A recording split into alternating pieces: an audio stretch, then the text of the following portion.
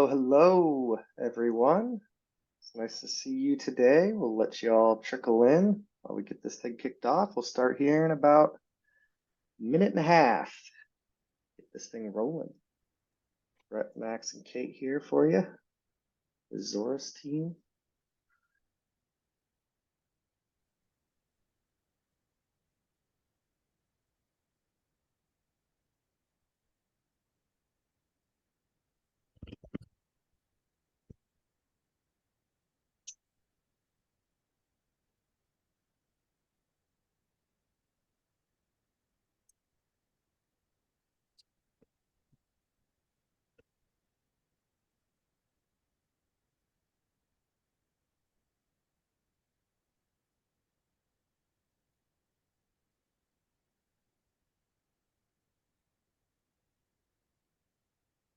As we kind of go through this today, feel free to put anything in the chat.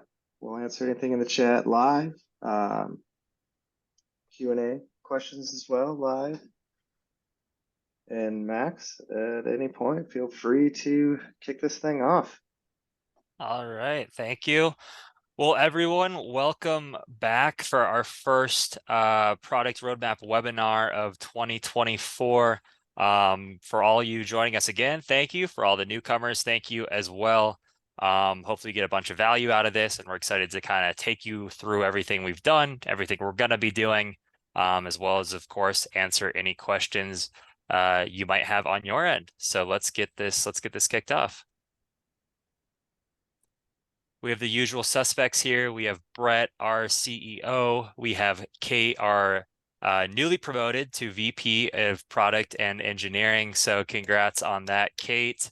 Thank you. I think we all know, well-deserved there.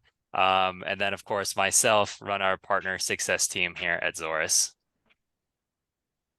So agenda for today, we're going to talk about upcoming events, some stuff that we're going to be going to, some stuff that we're going to be hosting. Hopefully see you guys at all of those. We're going to talk about released improvements and features. Then we'll get into the roadmap, see what's coming down the line. And then finally, of course, we'll get into our questions and answers, answer anything that you guys came into this meeting with or that might come up along the way while we're going through this presentation. Big thing here is Discord. If you're not already a part of our Discord, please sign up. It's a great way for partners to discuss amongst themselves what they're doing in the industry. A great way to give us feedback or give us feature requests. We also have support in there. We're all live in that channel all day. Myself, Brett, Kate, other members from our team. So just a really great way to talk to any of us, talk to other partners with Zorus. So if you're not already signed up, feel free to scan that QR code and join the group there. And then we'll get into the upcoming events that I mentioned earlier. So the first one, February 1st, of course, you're all here for it. So thank you all, Q1 Product Roadmap Webinar. Next thing we have coming up will be on the 20th of February. It's going to be overcoming the most common barriers to automation for MSPs. That's going to be a virtual event that we are co-hosting with MSP Bots. Brett himself will be co-hosting on that. So if you join that, you'll be there with him speaking. If you have any questions regarding that, please feel free to reach out to us ahead of time. On the 26th, 28th, we got Zero Trust World Conference right in Orlando. As most of you know, our headquarters is in Tampa, so we're right by it. Bunch of our team will be out there, so if you're there, please stop by, say hi. We'd love to talk to you.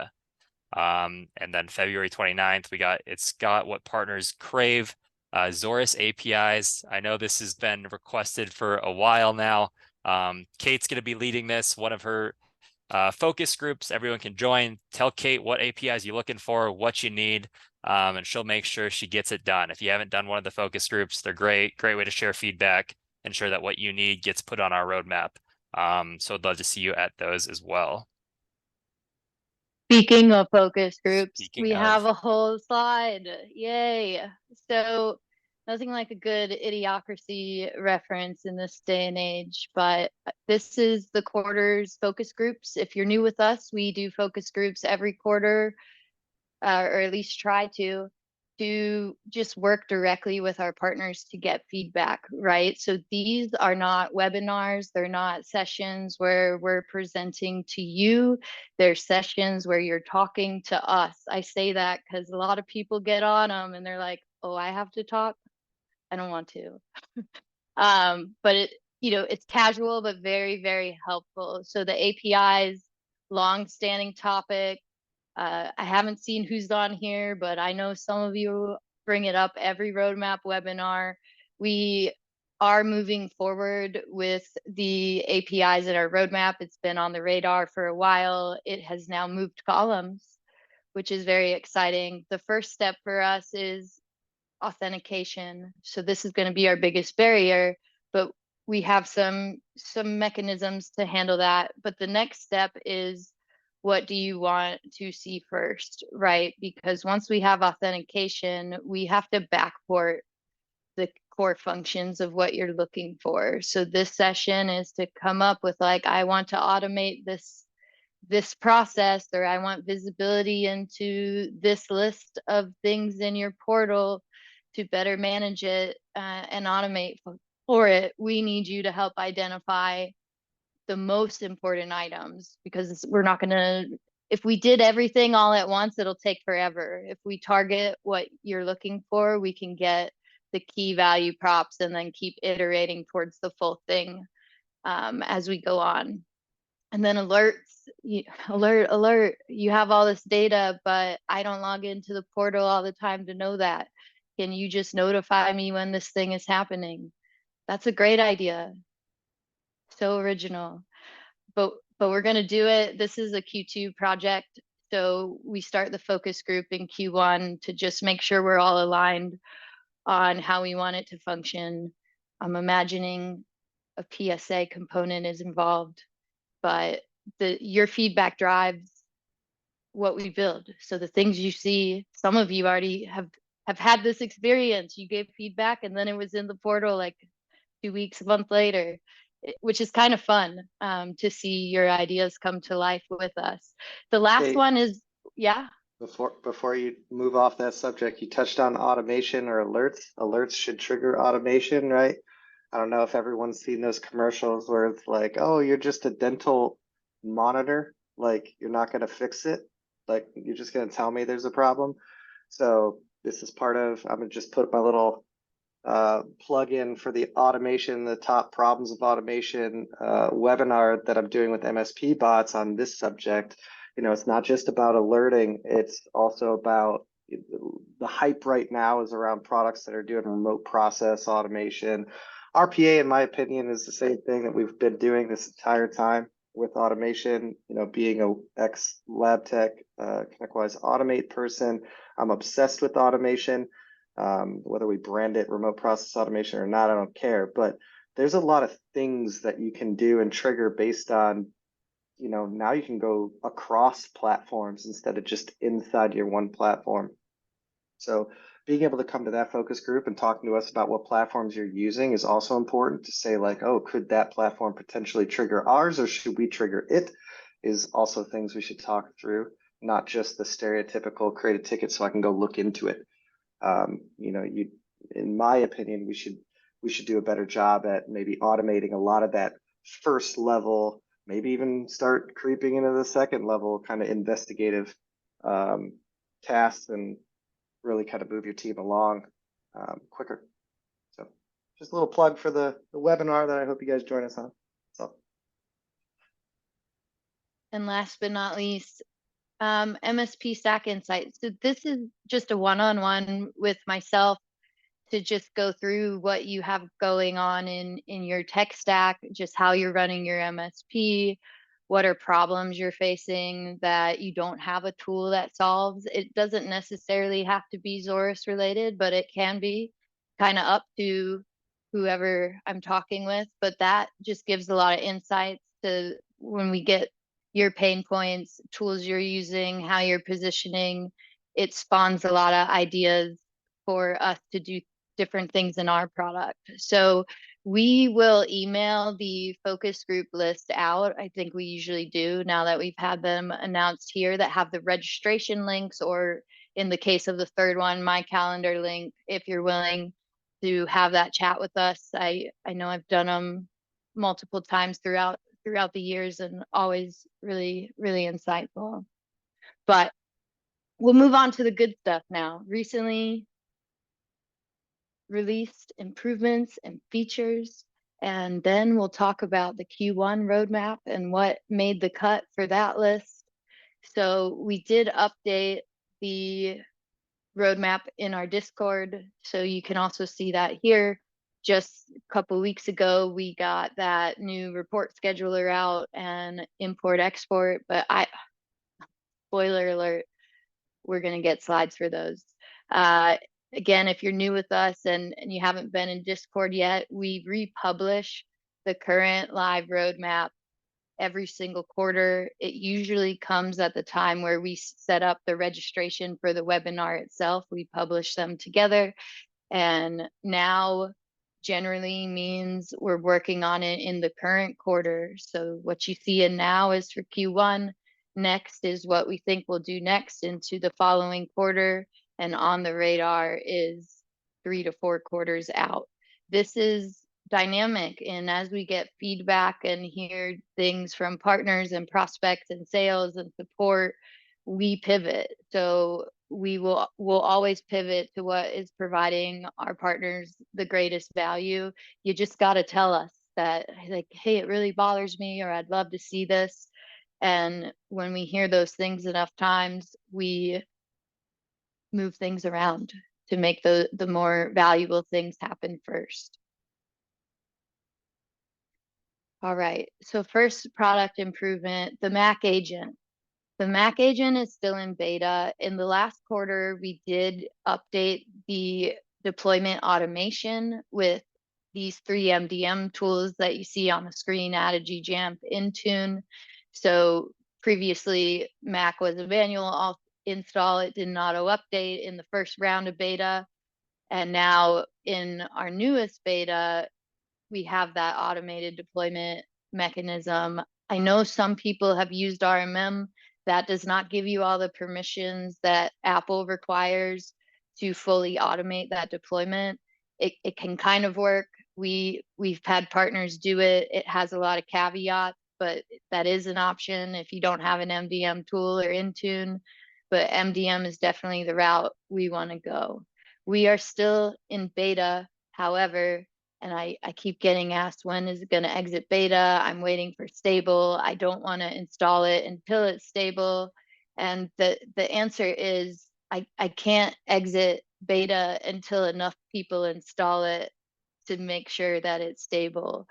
And enough people meaning you guys have so many different things in your tech stacks, and it varies between MSPs. We want to be sure we know of a variety of software conflicts potentially, or any gaps in it getting regular everyday use.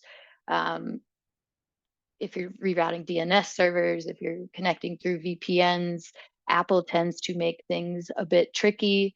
And we have gotten through a large majority of those hurdles, but we do need to still see a few more installs happen before we're comfortable with moving to a stable release. We are going to do a new beta on that note.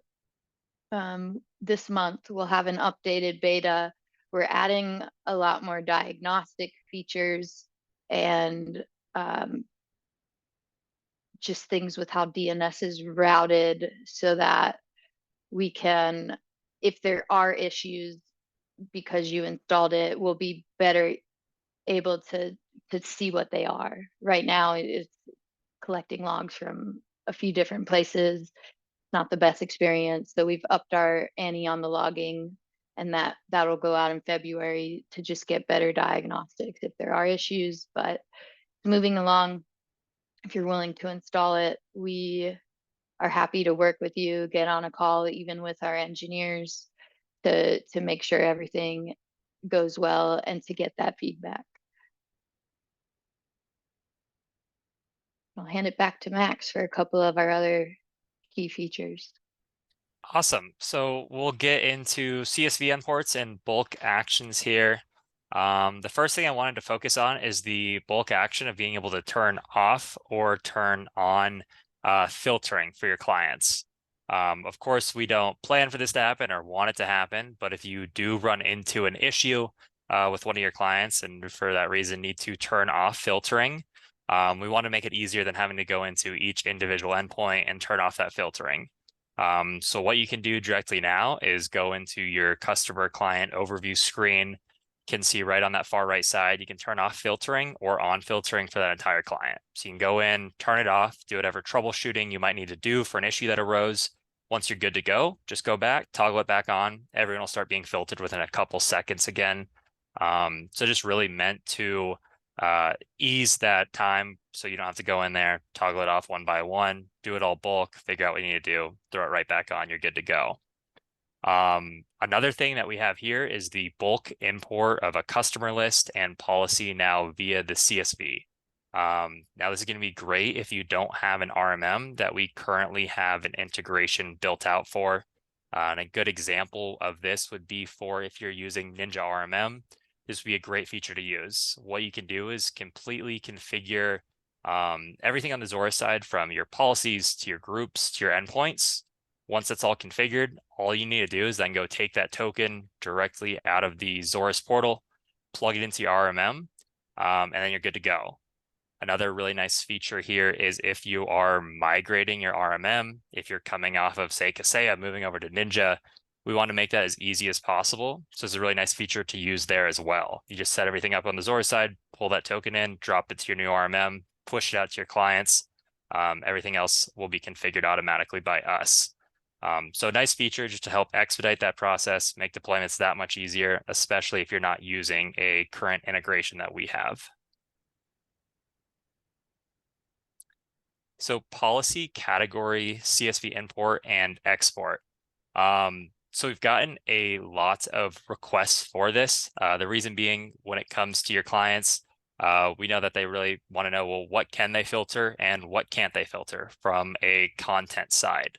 And the feedback that we hear from most of you is that you just want to be able to hand them over a sheet, an Excel document, choose what they should be allowed for, what they should be blocked from, and then the client can give that back to you, you upload it, and you're good to go. So we listened there, we heard it, and we did it. This is really, we created that entire export.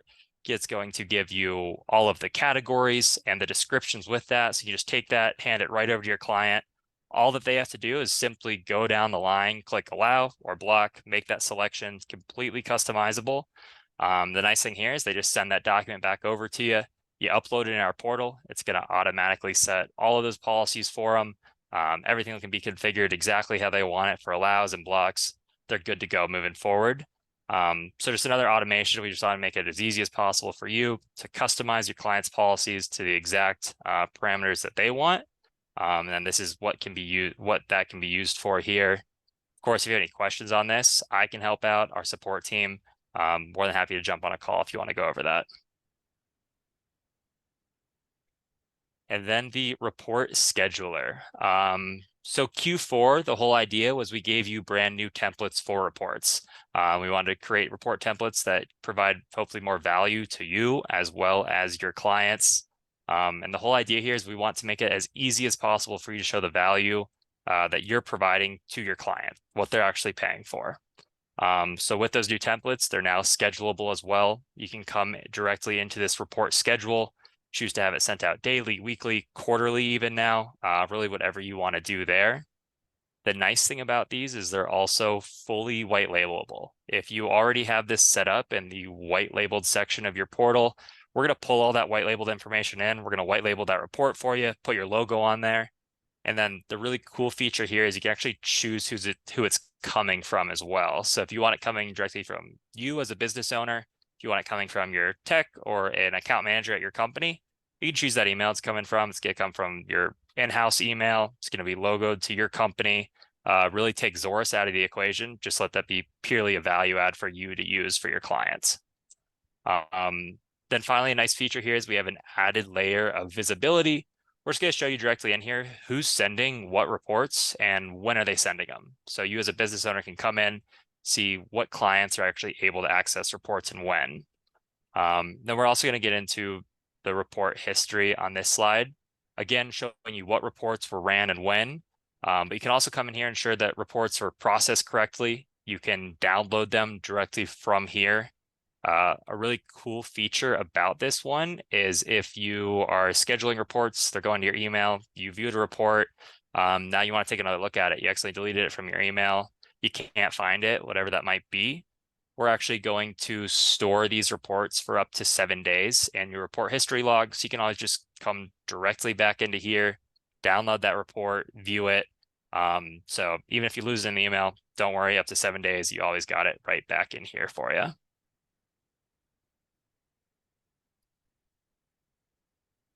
I'm clicking, I swear. And then finally here, with the good news of the new report scheduler, we do want to just remind everyone about the end of life for our legacy reporting. You will need to ensure that you come in here by February 9th and take your old reports that you had scheduled and set them up in the new scheduler. Again, if this is something that you have questions on at all, please reach out to me directly, reach out to support. We'll get on a call with you, make sure everything gets rescheduled appropriately. But on February 9th, the reports are going to stop sending out. You won't be able to edit the current ones.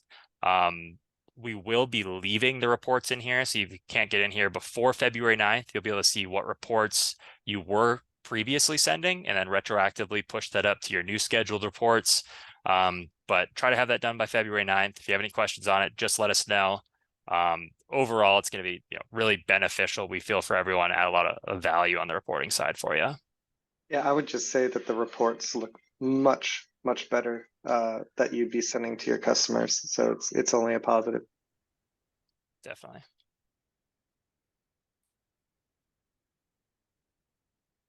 All right, and that leads us in to our Q1 roadmap, which first up, we have global endpoints. So this, I feel like last time maybe we showed a mock-up early on. This is live code already hooked up to a test environment. And so basically, and I already saw it in the Q&A, we're giving you, for starters, like the V1, a read-only grid of all your endpoints across your full customer fleet. So you don't have to dig in customer by customer to see if there's any issues or change of permission or find out what's running and where and what group it's on and how to get to their policy. So that is, and then we'll have quick filters for potential actions that, spoiler, you might see as alerts in Q2 in the alerting project of any endpoint that might require an action by you, so you don't have to dig for it. So is it in an error state because it can't connect to our policy servers for some reason? Is it outdated, stuck on an old version? It's important to keep your software up to date, and those things should auto update. But I know we do have some stuck. Sometimes it's because the machine needs to restart to get the update. There's various reasons, but just giving you these quick functions. You'll also be able to export it to CSV, which I can't tell you how many support tickets we get to do that today on a periodic basis, where when our partners are doing audits and matching things up. The columns are all searchable, sortable. So I know another request that comes up a lot is, hey, if the agent hasn't checked in over 30 days, auto uninstall and delete it. That, again, the action isn't there yet, iterative in our roadmap, but you can at least sort and see that quickly to get the uninstall, and we'll work towards putting that function in the portal and in the API so it can be automated at a later date. And what's endpoint? Yeah. Did you already touch on bulk actions on the screen, or is there? The only reason I bring that up is we have a Q&A question that I just want to throw your way while you're on the screen around bulk actions on endpoints and basically moving them between groups. So just wanted to make sure you're aware of that. So the first release of this will not have any edit or bulk actions. There will be a follow-up release shortly after that will at least allow bulk enable, disable, and bulk delete. And then we'll have to figure out what other actions we can quickly add to the bulk functions. That will be key for what you guys are trying to do. So moving groups could be one of those use cases for sure. And I'll tell you why in a second. What else is with this screen this screen where we've redone the traffic logs as well. So you'll see endpoints and then traffic logs. This will be a brand new menu in the portal, the browse menu, so you can have you'll be able to filter customer to customer much faster and easier to go into traffic logs as needed. We have an export function to export the table grid. The search is much more user friendly. And another great feature that I really like is the start and end time. So like you can really narrow down if you had some kind of incident or maybe an unblock request and you're like, well, how did we get to this obscure block site? What's going on? Where is the block actually happening? Because in my policy, the website itself is allowed. This can help you narrow it down to that time frame so you can find those exact events in a more isolated manner. And so the reason on the endpoint grid I was being a little vague about V1, V2, and then we'll iterate towards more bulk actions is because this and the read-only screen is coming out next week. Release. So that V1 of just the read, again, edit will come over time. We'll especially do the enable, disable, delete first, and then we'll look to add more. So I see Damon's questions and that you joined Discord. You can pop in. I need this one and this one and this one. That helps us prioritize as well. So these are coming out. We're super excited. It's been a long time coming, and it's kind of just one of those next steps of making the data more easily accessible, so you're not trying to figure out where to go to get things done. Moving on to the rest of our Q1 roadmap, this tees on or adds on to the traffic log screen. So in that screen we saw before, that's more where you're going to see live traffic logs and recent traffic logs. But within the UI, the data set that's available will be limited, right? If you start pulling a quarter's worth of data, that's a lot of traffic to put into the front end of the application. And it causes slowness and it takes time to load, because DNS records, it's not just what the user clicked, it's everything on the device, right? So this is depending on how many endpoints you have in a customer, millions and millions and millions of records. And so because of that, we are also going to get the endpoint traffic log hooked up into the report library to both run live and schedule. This will allow you the longer range of data. I don't generally see it happen too often, but I've seen monthly be a request. The option for quarterly is there. It's more often than not the customer, the endpoint was in some kind of incident where we see this use case come in, and hopefully it's not a month before you caught on. But in the case that you need more traffic for whatever reason and use case, you have those larger data sets and a longer historical record will be coming later this quarter. And now Brett's going to tell us a little bit about device isolation. Sweet. So device isolation, what is this? So kind of like how on block requests, it's like, hey, I've been blocked on this thing, help me get through this. You know, when your filter kind of gets in the way. device isolation is really meant to start really leaning into our kind of future and where we want to be. And this is step one. So what is isolation? Back when I was at NEMSIS and doing the MSP stuff, we used to just knock the NIC card off and just like completely make the device go off the network. But that requires you to go out on site and kind of see what's going on. And since our future is really kind of looking at behavioral anomaly and trying to help prevent any further damage if things are happening, we need to be able to safely bring a device off the network entirely, but also allow you to be anywhere in the world and still manage it. So that is exactly what isolation is. I know isolation exists in other tools that you might already use, and I totally get that. And that's also why, kind of on the automation talk track, and I get really excited about products like Roost that are triggering any product to do things based on certain events. This is our step towards being able to do that. So that way, when we start maturing our future of, hey, we believe, whoever is on this device is using this maliciously or doing malicious things or compromised or whatever it might be, or your SOC informs us to just isolate the device because one of your other tools has determined that we want to be that piece in the pie. So it's really cool, and it will take it completely off the network except for your RMM tools and any other URLs or IP addresses that you deem safe to get back to you.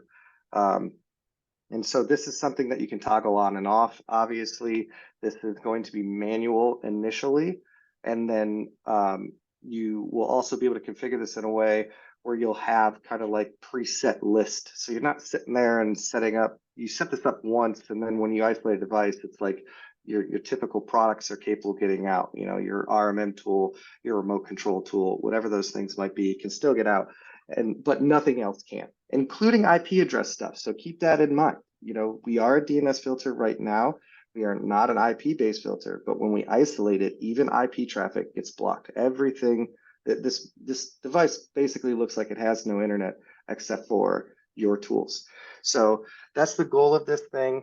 And I get really excited about innovations like this because it really helps our future and where we want to help take you and how we want to help your customers be safe when it comes to user behavioral detection or just any device anomaly behavior that might be happening that you need to lock it down. So you might not have a tool today that can isolate, and all of a sudden you're seeing alarms in your Sentinel-1, and then boom, you want to isolate the device. You could go in ours and get that thing off the network as fast as possible. And what's also nice is you can take all of our data, all the what was the user doing at that time, what DNS records were going through at that time, what URLs were they looking at that time, also with it. So kind of what was going on leading up to the incident when you had to isolate the device. And there'll be full history and reason codes around why did you isolate this device, etc. So it's logged all for reporting purposes to your customers.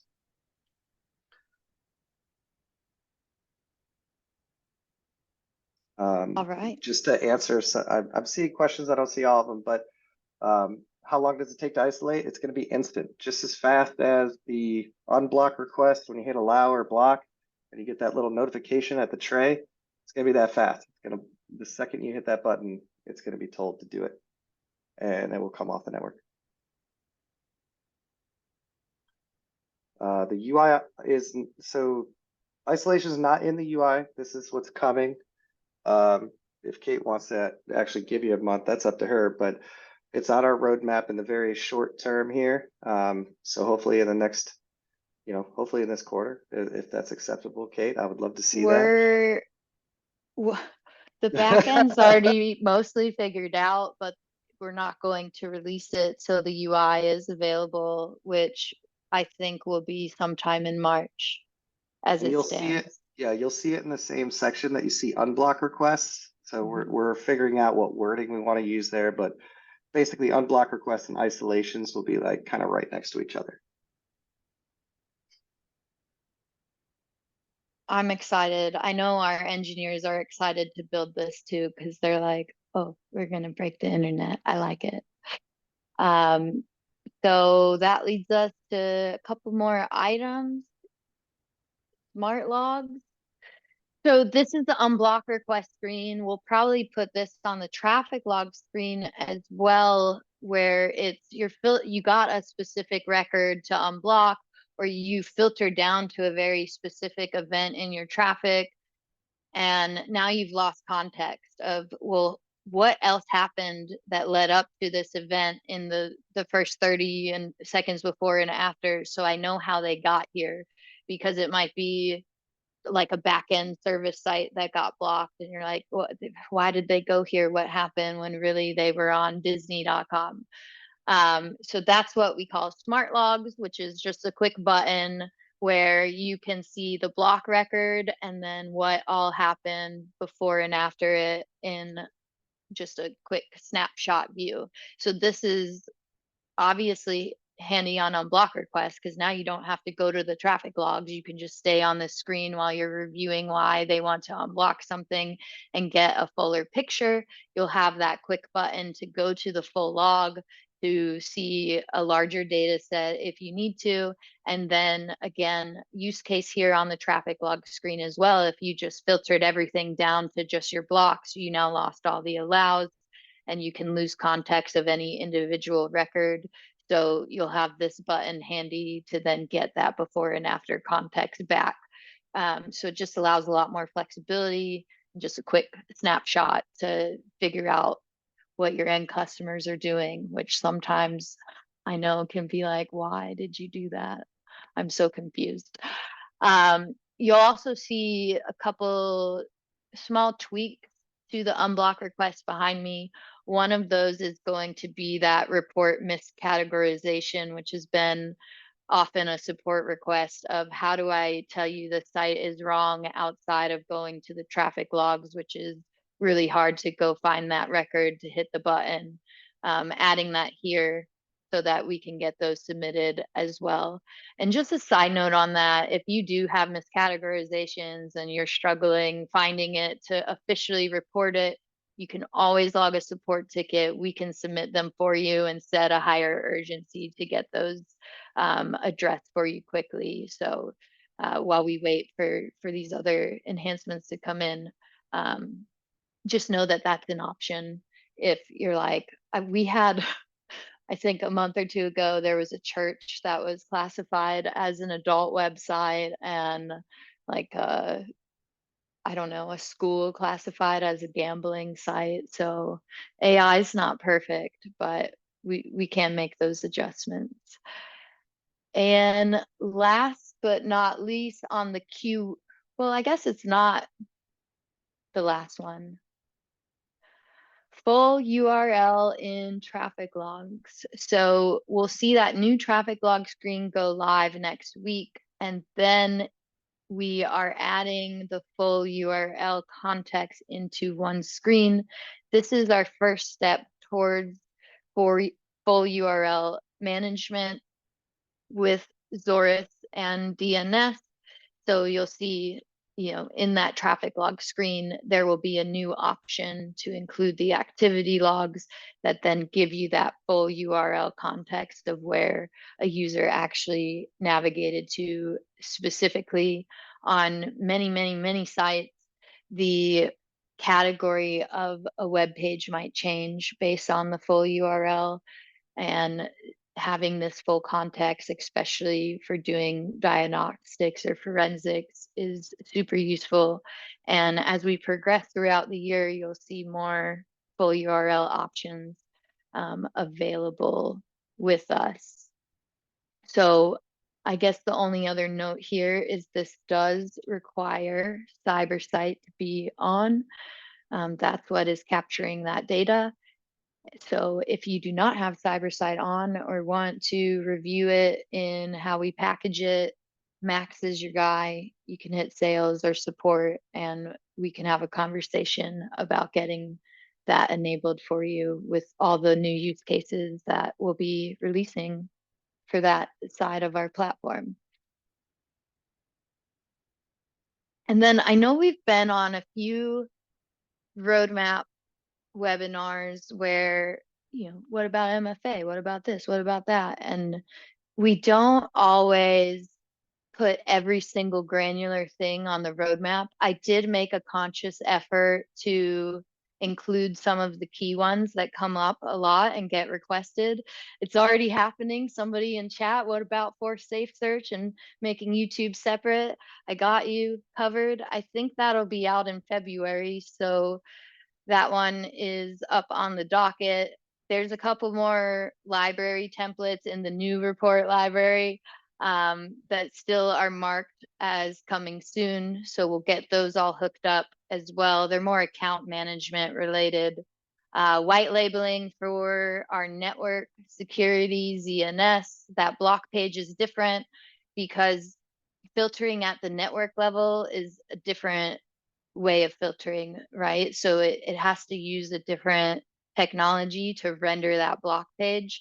And that's why it didn't come with the white labeling out of the box and why it looks slightly different than the endpoints block page, because the way that it gets triggered, it's just different. So we're going to have that hooked up to look a lot more closely and put your all's logo onto that page. White labeling the Zorus portal, where I know some of you have your end users logging in. And so we did a review to see how we could help better that experience, and changing the logo at the top is real simple. And then we were able to go through and get like 99% of things that say Zorus that you wouldn't necessarily want your end customers to see, some of you. And so we'll be able to see that come into the mix as well. It's just an added option. It'll just pull, if you have a logo set, it'll just pull that automatically. If you set it at the customer, if they're associated to that customer, it'll pull that. And then we are looking, we talked about the APIs already. We're also looking into just additional server support. We don't officially support servers that function as DCs or DNS servers, because that could be a large amount of load for a tool that's designed to be at the endpoint. We do support servers today that are being used as an endpoint. And I know some of you put it Zorus on those servers anyways, and some of you it works and some of you it doesn't. We're going to figure out the mystery of why it works for some and doesn't work for others, and see if there's anything we can do with potential formal or performance gaps in those types of environments. So just kicking off R&D to see how we can tweak that and better support you guys. And since I did see it in the question, I'll address the MFA. It's not on this list. It is on our docket of things. I think it's currently in a Q2 seat of when that will get switched over to be more friendly to how you guys are using MFA. I know we don't like Authy. I don't like Authy either. But we'll make sure we put a note in it in our next roadmap webinar that it's addressed, because I know that that one keeps coming up as well. And that's it. It's Q&A time. We got that Discord, the QR code. It's not a malicious QR code. It goes to the Discord, Discord we got you invite link. guys. I hope you're running Zorus.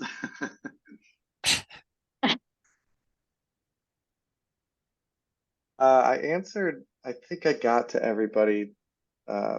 Sometimes I worry that maybe I missed somebody.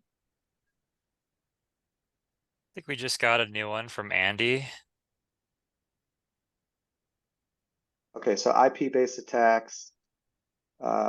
Yeah, so I don't know if my answer to Kyle asked this in the Q&A and I responded, but I would love to talk real quickly so everyone can kind of hear kind of about the IP filtering and what that looks like. Part of the step that we're taking with isolation allows us to block IP addresses. So we're modifying our technology to not only just intercept all DNS traffic, but also intercept all IP-based traffic. It's going to take us time to truly filter by IP, meaning every single IP that tries to get connected, we're going to send it through our filter. That's a lot. So we're a little ways from that, but our technology will be able to see every single IP address connection that's being held and, effectively turning on, turning off, whatever, which is how isolation is going to work, because we're going to be able to see all the IP address, all the IP traffic trying to be established, and we're literally going to make it drop. We're just going to drop it all. That's what isolation, that feature, is going to do. And so now that we can see all the IP traffic, that allows us to start building towards the infrastructure of going, okay, now we can start looking up all the IP traffic and say, is this IP safe? Is this IP safe? Keep in mind, IP addresses are substantially more logs than, let's say, the DNS stuff, because your devices are going crazy as far as how it's connecting. But this is that next layer of protection.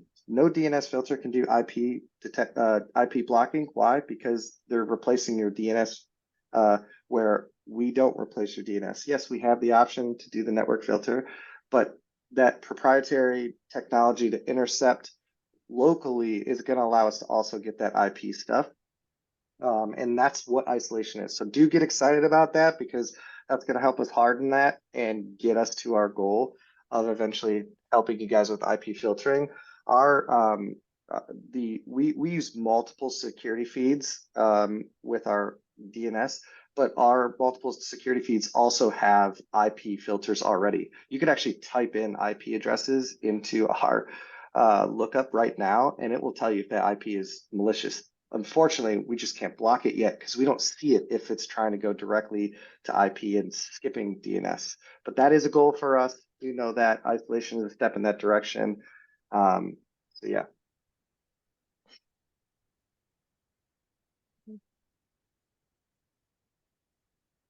Lots of questions. I just answered the one in chat, and I guess it's in the Q&A.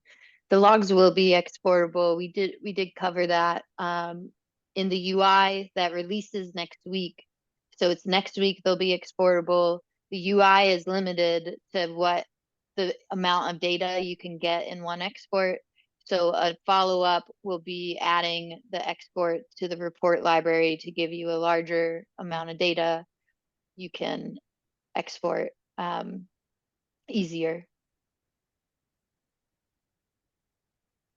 So see RDS support. So Azure, if it depends on exactly what remote desktop technology you're using. Azure virtual desktop, we do really well in. All of them we work well in.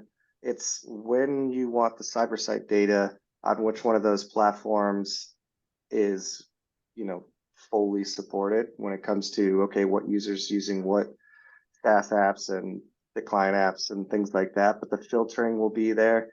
We don't necessarily recommend running our agent on, let's say, a domain controller that's being a DNS host, simply because of you're effectively doubling up. But as far as RDS, Citrix, Azure Virtual Desktop, from a filtering standpoint, and in some cases from a cyber site standpoint, you should be good. We are improving that, though. We want to be full support there, which is what you saw on our roadmap. I think Jeff asked that question. Yeah. Did we get everybody else? Oh, so Demetrius, we post that roadmap in Discord. So if you join the Discord, you'll be able to see it after you validate your partner status with the Zorus bot. Until you do that, just so you all know as well, you're locked to just the general channel and I think announcements. And then once you verify your email, you get a bunch more channels, including support, Q&A, roadmap, partner feedback, etc. So that's in there. We could probably send it off too. I'll work with Max offline to see what we can do for that. And then Damon, second level of global policy. I don't have anything on the roadmap at the moment, but I have had the request bubble up to basically have the global, the customer, and then overrides as a third layer. So we will make sure that's in our feature backlog. I think it is as a record, but we'll refine it a little bit more and see how we can work that into just the overall schedule, if we can do something this year for that. In my head, I'm like, it's logical, but I can't make promises until I talk to engineers.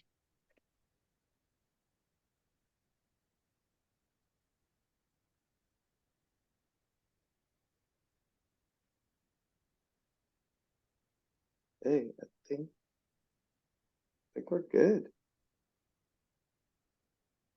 Awesome. I appreciate everybody being here, giving us your feedback, communicating with us. You can always reach out to us and give us your questions, comments, concerns, anything that could help us make a better service for you, that you can help service your customers better and just do a better job holistically. I really value how much we put in as far as effort of being open and communicating to all of you so that you feel like you truly have a partner in this community that's actively listening and willing to change the product. View us as a resource to say, hey, this is missing, that's missing. And, if I could do this, then I feel like I could better serve my customers. That's what we are here for, is to help better serve you, to better serve them, and help keep them safe, secure. And for that, we sign off, and we will see you next quarter. Thank you, everyone. Thanks, guys. Thank you, everyone.